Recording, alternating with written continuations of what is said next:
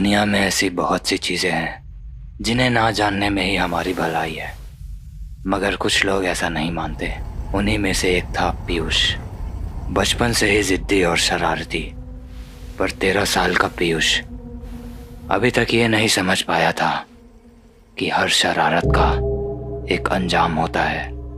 आज पहली बार वो अपने दोस्त के घर से ऊजा बोर्ड लाया था, बिना किसी को बताए, और छुपते छुपाते वो बोर्ड लेकर अपने बड़े भाई कबीर के रूम में जा रहा था, क्योंकि वो नहीं चाहता था उसके मम्मी पापा को जरा भी भनक लगे कि वो ऊजा बोर्ड घर लाया है।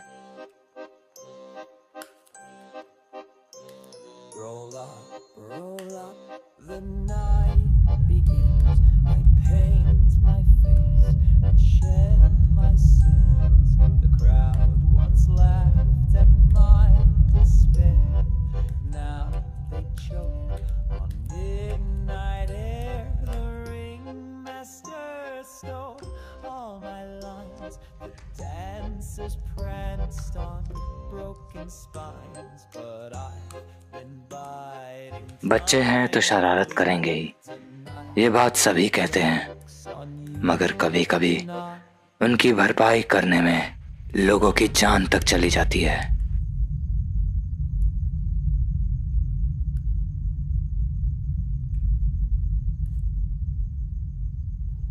भैया, भैया,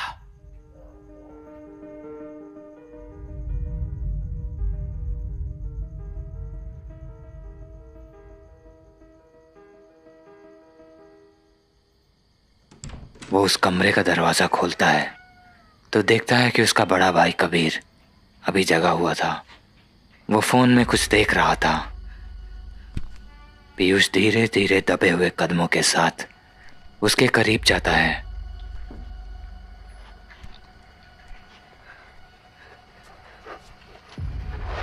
वो देखता है कि उसका भाई हॉरर स्टोरी देख रहा था। इसी का फायदा उठाने के लिए वो उसे डराने की सोचता है।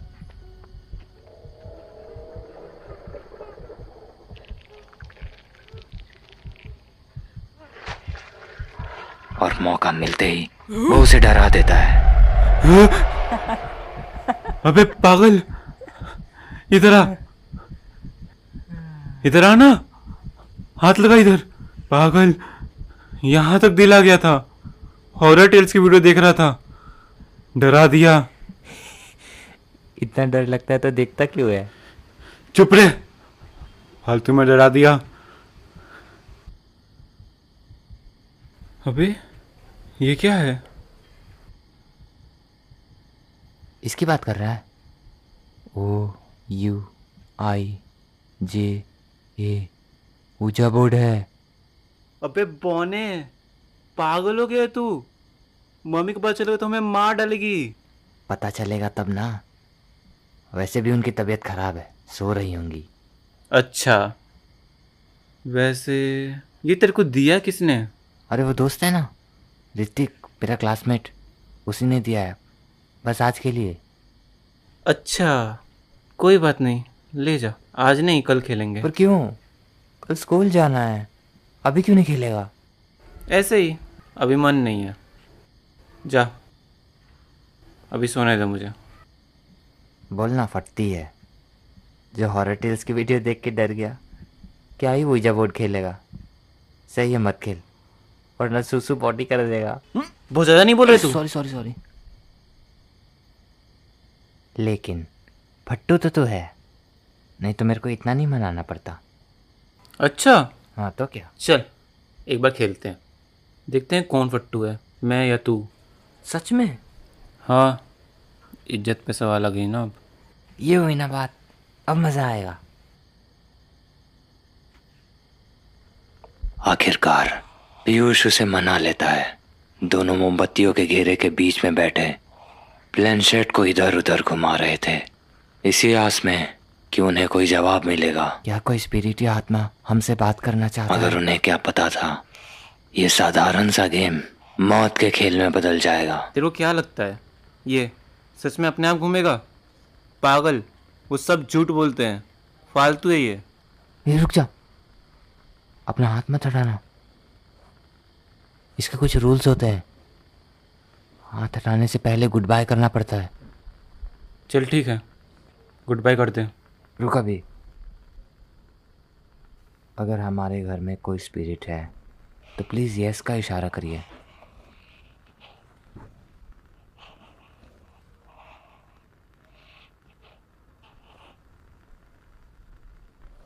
अगर हमारे आसपास कोई भी स्पिरिट और आत्मा है तो मैं आपको इनवाइट करता हूँ, सामने आइए और हम लोग से बात करिए। पीयूष के इतना कहते ही वो प्लेनशर्ट अपने आप थोड़ा सा हिलता है। मजाक मत कर पीयूष, तू खुद से क्यों कर रहा है? मैंने नहीं किया, मुझे लगा तूने किया। मेरे से प्रैंक कर रहा है ये। आप कौन हो? आई मीन आपका नाम क्या है? आप जो भी हैं प्लीज़ अपना नाम बताइए हमें। HELLO।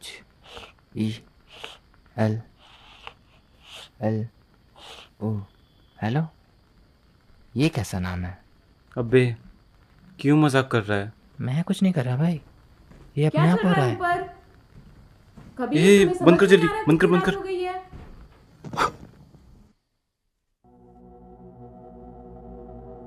पीयूष अपने कमरे में जाओ। हाँ जा रहा हूँ, इसी ने बुलाया था, मम्मी बोल रहा था कुछ काम है। हाँ हाँ मुझे सब पता है।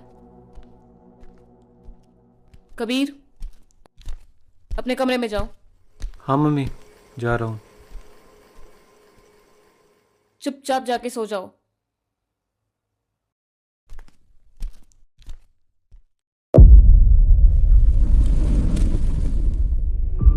उन दोनों से बस इतनी गलती हुई कि गेम एंड करने से पहले उन्होंने बोर्ड को गुड बाय नहीं किया और उन्होंने जिसे बुलाया था वो वापस नहीं जा पाया।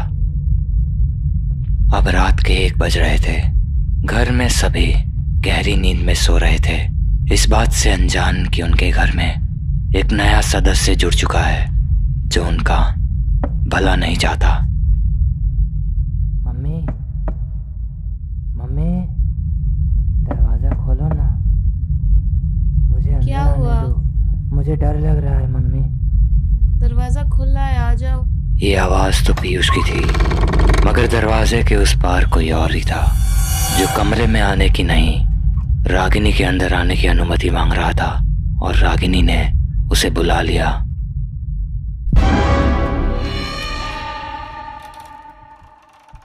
वो जो कुछ भी था इतना भयानक था कि देखने के बाद रागिनी वहीं जम सी गई।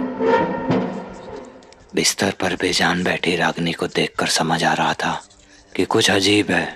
उसका एक ही जगह घूरना और होठों की अजीब सी थड़थड़ाहट से निकलती वो आवाजें यही बता रही थी कि रागिनी का शरीर अब उसका अपना नहीं रहा, वो शैतान उसके अंदर आ चुका था। रागिनी, क्या हुआ तुम्हें? ऐसे क्यों बैठी हो? तबीयत सही नहीं है क्या? अचानक ही उसने उसका बाल जोर से खींचा। इससे पहले कि वो कुछ समझ पाता, रागिनी उस पर हमला कर देती है।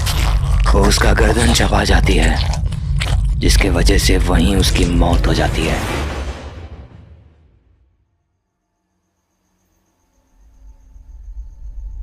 घर की वो दीवारें जो थोड़ी देर पहले सुकून दे रही थी, उन्हीं में अब एक अजीब सी ठंडक थी। पूरा घर शमशान की तरह शांत हो गया था।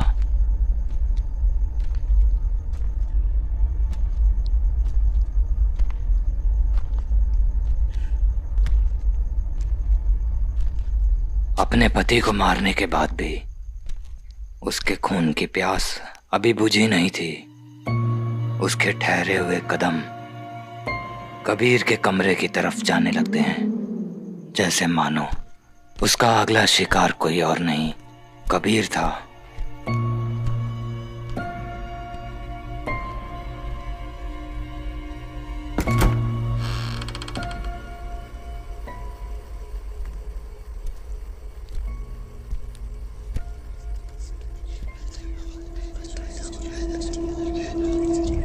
कबीर और उसके मौत में अब महज एक कदम की ही दूरी थी और वो गहरी नींद में सो रहा था कि इतने में ही रागिनी के शरीर से आ रहे बदबू से उसकी नींद खुल गई।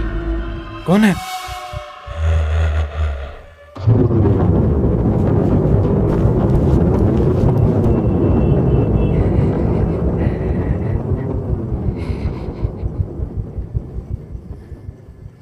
मम्मी, क्या हुआ है आपको? ये क्या हाल बना के रखा है आपने? मम्मी, मुझे डर लग रहा है।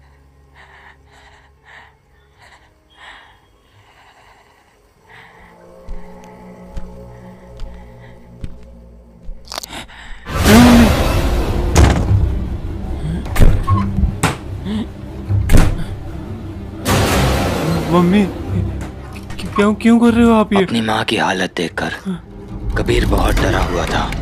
वो कैसे भी दरवाजा बंद कर देना चाहता था। इतने में ही वो अपना सर दरवाजे के बीच में डाल देती है। वहां से भागने के अलावा कबीर के पास अब कोई चारा नहीं था।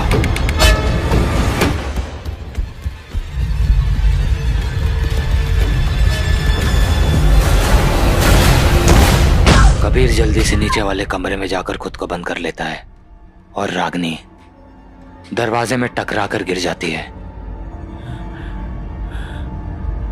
मम्मी, क्यों कर रहे हो आप ये? पापा, पापा,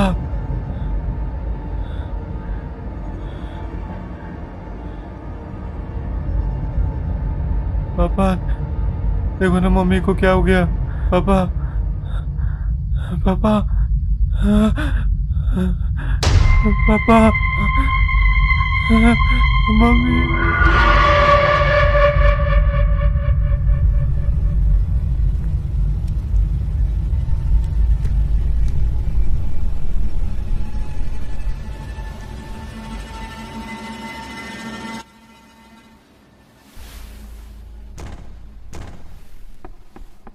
इतनी रात में कौन आवाज कर रहा है? कबीर, दरवाजा खोलो बेटा। मैं कुछ नहीं करूंगी तुम्हें। प्लीज खोलो दरवाजा। अपनी माँ की बात नहीं मानोगे तुम? कबीर, कबीर। मम्मी, क्या हुआ आपको? आप सोई नहीं?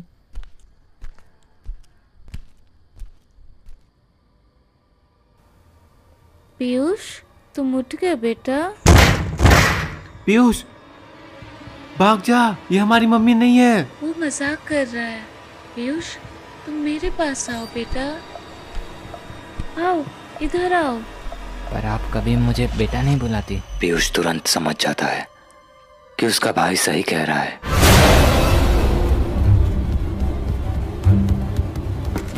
वो कबीर के कमरे में जाकर दरवाजा अंदर से लॉक कर लेता है। ये सब क्या हो रहा है?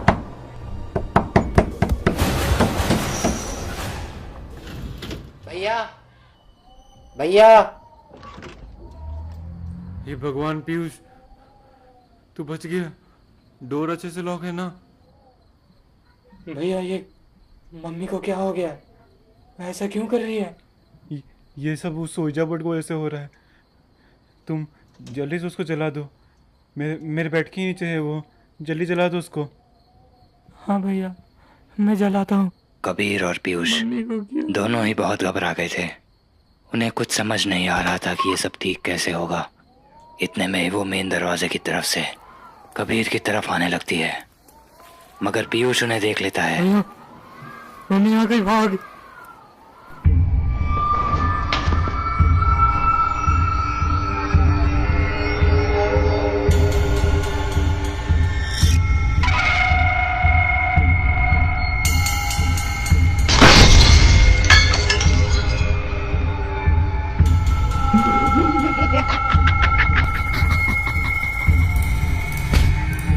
कबीर को उसकी मौत एकदम सामने दिखाई दे रही थी।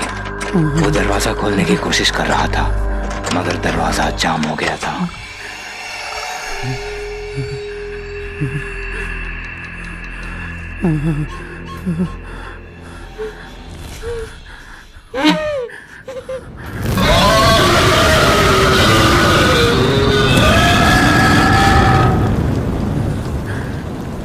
सामने उसकी माँ जिंदा जल रही थी और पापा का खून से सना हुआ लाश बिस्तर पर पड़ा था।